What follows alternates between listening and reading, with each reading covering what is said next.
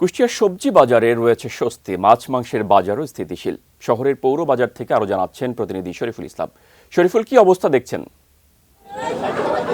ধন্যবাদ মেহেদি। আপনি যেমনটি বলছিলেন, সবজি বাজারে রয়েছে, কুষ্টিয়া পৌরসভা সবজি বাজার রয়েছে। সবজি বাজারের ব্যাপক সবজির সমারোহ রয়েছে। ভোক্তারা চরম সন্তুষ্টির মধ্যেও রয়েছেন যে ভোক্তারা যে আগের যে এক ধরনের অভিযোগ ছিল যে আর্থিক সংকটের কারণে তারা পর্যাপ্ত সবজি ক্রয় করতে পারতেন না, এখন কিন্তু সেই সবজি ক্রেতা বা ভোক্তাদের সেই অভিযোগটা নেই। আজকের বাজারে আমরা যেটা জানি যে আলু যেটা বিক্রি হচ্ছে 20 টাকা কেজি আলু, কেউ যদি 5 কেজি আলু একসাথে করে আরও কম, সেটা 80 থেকে 90 টাকার মধ্যে করে করতে পারছেন।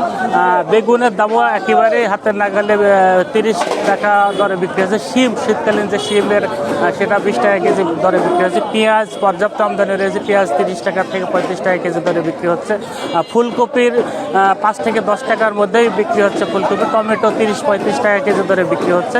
শিয়া বাটার ও ভিটামিন ই সমৃদ্ধ lily glam beauty soap. Lily, always beautiful.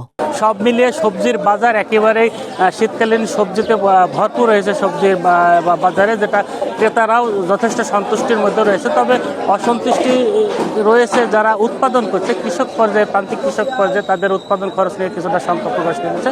তবে সবজির বাজারে ব্যাপক সবজির সমারোহ থাকার কারণে একদিকে ক্রেতারা যেমন সন্তুষ্টি, বিক্রেতারাও যারা খুচরা বা পাইকারি পর্যায়ে যারা বিক্রি করছে তাদের মধ্যে সন্তুষ্ট হয়েছে।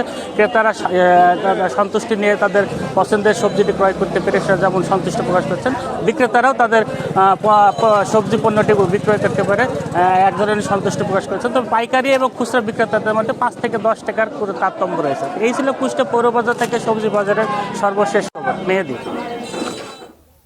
শরীফুল, আপনাকে ধন্যবাদ।